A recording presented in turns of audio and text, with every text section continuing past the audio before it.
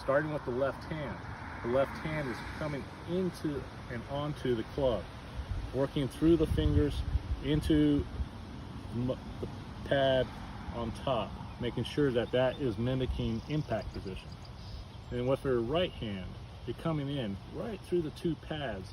They fit perfectly into the thumb, laying the fingers down, allowing that thumb to come across.